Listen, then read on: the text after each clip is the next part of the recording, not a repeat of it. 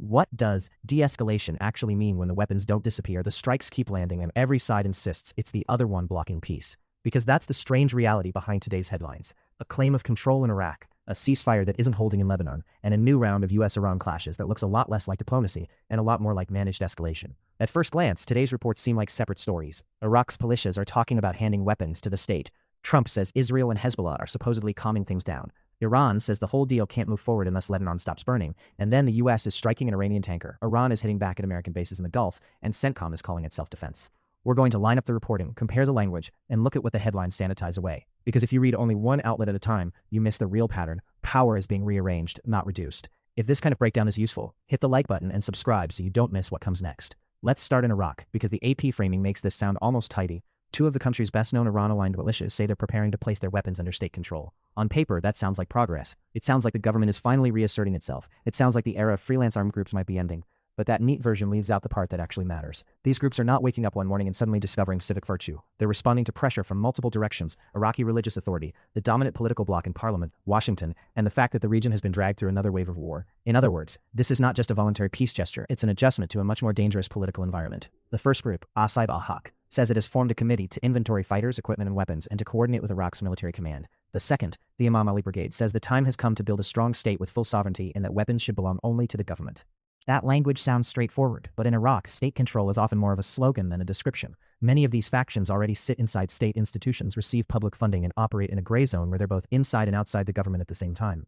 So the real question is not, do they belong to the state? They already partially do. The real question is, who actually gives the orders when a crisis starts? That's where the contradiction becomes obvious. Prime Minister Ali al-Zaidi is under U.S. pressure to make the state monopoly on arms a central goal. Washington says it wants to stop Iran-linked factions from shaping Iraqi policy. But those same factions are also embedded in the political system the U.S. has spent years tolerating, bargaining with, and sometimes helping to preserve. So when the headlines celebrate disarmament announcements, they're skipping the harder part. Is this the start of a genuine consolidation of sovereignty, or just a reshuffling of who gets to hold the guns under a more polished label? And there's another piece missing from the mainstream coverage. Not every armed group is moving in the same direction. Kataib Hezbollah and Harakat al-Nujaba are not giving ground. They're saying their armed activity will continue as resistance, and they're tying the issue to foreign troop presence and Iraqi sovereignty. That's a convenient frame, and it also tells you why these announcements matter so much. If one faction lays down its independent posture while another refuses, the balance inside Iraq shifts, but it doesn't disappear. This is why these stories should be read less as headlines about peace and more as signals of internal strain. The U.S. wants control, Iran wants influence, Baghdad wants legitimacy, and the militias want to survive whatever comes next. The result is a country trying to look sovereign while being pulled in three directions at once. And once you see that, the next story starts to make more sense.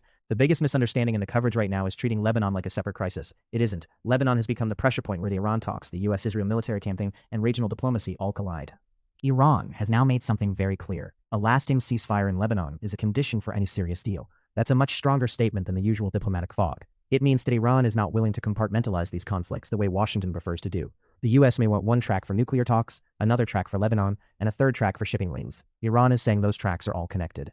And frankly, that's the part of a lot of Western coverage keeps skimming past. It's easier to present the story as Iran stalls talks, or Israel responds to threats. It's harder to say out loud that Israeli strikes in Lebanon are not just local retaliation, they are shaping the entire strategic environment. According to the reporting, Israel has continued attacking southern Lebanon, even while Trump says Israel and Hezbollah have agreed to de-escalate. That claim sounds dramatic, but neither Israel nor Hezbollah has confirmed any clean agreement. In fact, Israel has been publicly threatening to expand the war if Hezbollah keeps firing. Hezbollah, for its part, is rejecting the idea of a partial ceasefire. So what exactly has been agreed, and by whom? That's the gap between political messaging and military reality. A ceasefire that exists only in press releases is not a ceasefire. It's a pause in the narrative while the bombing continues. The numbers are ugly. Lebanese officials say thousands have been killed or wounded since early March, and whole communities have been displaced. Israel has issued forced evacuation orders and destroyed villages near the border. Amnesty International says those orders don't qualify as lawful warnings and amount to unlawful transfer. That's not a small wording dispute. That is a charge of war crimes being met with the usual diplomatic silence. Meanwhile, the mainstream coverage often reduces the conflict to this sterile formula. Israel says it targets Hezbollah, Hezbollah says it resists, and civilians get caught in the middle. But that flattening leaves out the method. The pattern is not accidental collateral damage. It's systematic pressure on civilian life. Homes, roads, clinics, workshops, hospitals, and entire villages being made unlivable. That's why the reporting from Beirut matters so much. It's not just about military exchanges. It's about whether a place is being emptied by force, then relabeled as a security zone. Once you understand that, it becomes harder to accept the language of de-escalation at face value. And notice how the international responses line up. Pakistan is urging calm. China is calling for full Israeli withdrawal and warning that Lebanon must not become another Gaza. Iran is telling the UN Security Council to stop issuing weak statements and actually impose binding measures. Those are not identical positions, but they all recognize the same thing. The situation is not stabilizing itself. What the headlines don't say directly is this: Lebanon isn't just a battleground, it's leverage. And as long as it's being used that way, the diplomacy around Iran will keep hanging by a thread. Now we get to the most dangerous part of the story. The United States says it struck an Iranian tanker and an antenna on Qasem Island. Iran says that was an attack on its assets, and a step too far. Then Iran says it targeted the U.S. Fifth Fleet in Bahrain and an American base in Kuwait. CENTCOM says the missiles were intercepted, the drones were defeated, and the strikes were self-defense. That last phrase does a lot of work. When the U.S. bombs a tanker in international waters and calls it enforcing a blockade, that's not treated in most coverage as an act of war. When Iran answers, it's treated as a sudden escalation. That asymmetry is the entire frame. One side gets to define its forces defensive by default, the other side has to justify every move under a microscope. So let's be plain about what the reporting actually shows. The U.S. has now disabled multiple commercial vessels while trying to choke off Iran's access to shipping routes. That is not routine law enforcement. It is economic warfare backed by missiles. And when a great power calls that self-defense, it reveals how elastic the term has become. On the Iranian side, there are signs the response is becoming less ritualized. One analyst quoted in the coverage says Tehran may be moving away from the old tit-for-tat pattern and responding harder than before. If that's true, it tells us the old deterrence game is breaking down. And when deterrence stops working, governments usually pretend they still control the ladder all the way to the top, right up until they don't.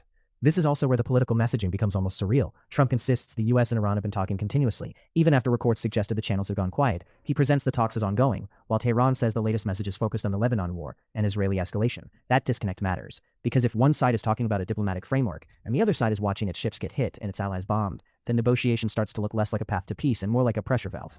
And we should be careful with the mainstream habit of treating every new statement as a breakthrough. One day the White House says a deal is close, the next day the Pentagon is striking a ship, then the next day someone says talks are still alive but only just. That's not normal diplomacy, that's conflict management by headline cycle. If you're finding this breakdown useful, that's exactly the kind of thing worth supporting, so hit like and subscribe. It helps the channel keep digging through the spin instead of repeating it. What's missing from most coverage is the strategic logic underneath it all. The U.S. doesn't just want to stop a war, it wants to control the conditions of any peace, including who gets armed, who gets sanctioned, who gets bombed, and which governments are allowed to call themselves sovereign. Iran, for its part, is trying to avoid being boxed in while still projecting enough force that it can't be ignored. That's why the situation feels so unstable. Both sides think pressure will produce leverage. Both sides may be right in the short term, but the long-term result is a region where every limited strike creates the next reason to escalate. If this all feels oddly connected, that's because it is. At the same time the Middle East is heating up, the U.S. is reportedly discussing putting nuclear weapons in more European NATO countries. Poland and the Baltic states are interested. Finland is preparing the infrastructure, and all of this is being sold as reassurance. But reassurance for who? For allies maybe. For the public, not really. Expanding nuclear sharing does not make the world calmer. It pushes American weapons closer to Russia, while saying the goal is deterrence. That same logic is showing up everywhere. More missiles are called stability, more bases are called protection, more blockade is called law enforcement. Then there's Ukraine, where Russia launched another massive wave of drone and missile strikes, killing civilians, including children. Moscow says it targeted military infrastructure. Kyiv says apartments, roads, and ordinary life were hit again. Both can be true in the sense that war destroys the line between military and civilian space, and that's exactly why the normalization of these attacks is so dangerous. The pattern across all these stories is the same. States keep widening the battlefield, then ask the public to accept the results as unavoidable. First, Iraq's militia disarmament headlines are real, but they do not mean the state suddenly has a monopoly on force. They may signal internal pressure and political repositioning more than actual peace. Second, Lebanon is not a side issue. It is the hinge that may decide whether Iran talks survive at all, because the war there is shaping every other negotiation. Third, the U.S. and Iran are already in an active conflict over shipping, bases, and escalation control, even when official language tries to pretend it's still just diplomacy. Fourth, self-defense and de-escalation are doing a lot of propaganda work. The words sound calming while the actions keep getting more dangerous. And finally, the biggest story is not one strike or one statement. It's the steady conversion of military pressure into normal policy. That's the part that matters most. Not just what happened, but how quickly the public is asked to accept it as normal. If you want more breakdowns that compare the reporting, cut through the spin, and connect the dots the headlines leave out, make sure you subscribe and drop a comment with the story you think the media is missing most right now. Tomorrow's video will go even deeper into how these regional wars are feeding into domestic politics, energy prices, and the next stage of the conflict nobody wants to name yet.